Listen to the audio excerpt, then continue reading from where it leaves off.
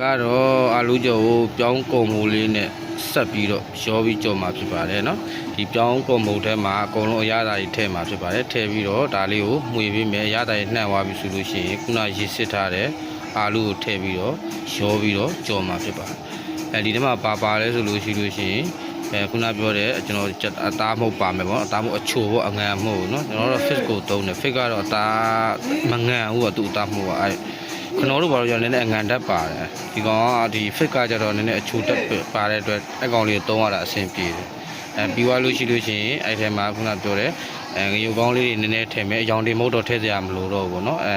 အသားမိုးတစ်ခုပဲထည့်ပြီးတော့အာလုံးနဲ့ထည့်ပြီးတော့ရောကြော်မယ်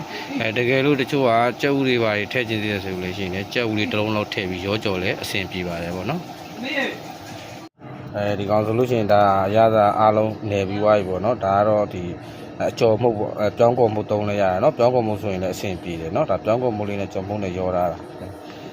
တချို့ကတော့ကြက်ဥ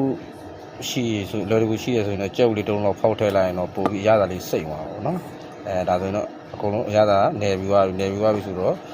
စီရလည်းပူနေပြီဆိုတော့တခါတည်းစီတဲ့ကိုထည့်ပြီးတော့ကြော်လိုက်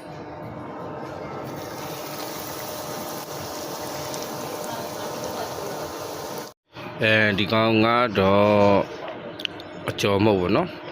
ပြောင်းကုန်မှုနဲ့ရောပြီးတော့ကြော်ထားတဲ့ပုံစံလေးပေါ့เนาะဒီကောင်လေးကလည်းအရသာတစ်မျိုးလေးပါသူကကြတော့ဘယ်လိုလဲဆိုတော့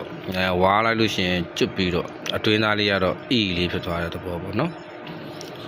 ဒါကတော့အရသာတစ်မျိုးဖြစ်ပါတယ်ကဲမိတ်ဆွေများအားလုံးပဲကျေးဇူးတင်ပါတယ်မိတ်ဆွေများအနေနဲ့ Android smartphone နဲ့ပတ်သက်ပြီးတော့လိုချင်တာများရှိရင်လည်းခွန်3လုံး1 3လုံး5 6ကိုဆက်သွယ်မှာယူနိုင်ပါတယ်လိုကိုရဲ့ဆက်များကိုလည်း firmware တင်ပေးခြင်းစာပြုလုပ်ပေးပါတယ်ခင်ဗျာမိတ်ဆွေများအတွက်ဖုန်းနံပါတ်လေးကိုတင်ပေးထားပါတယ်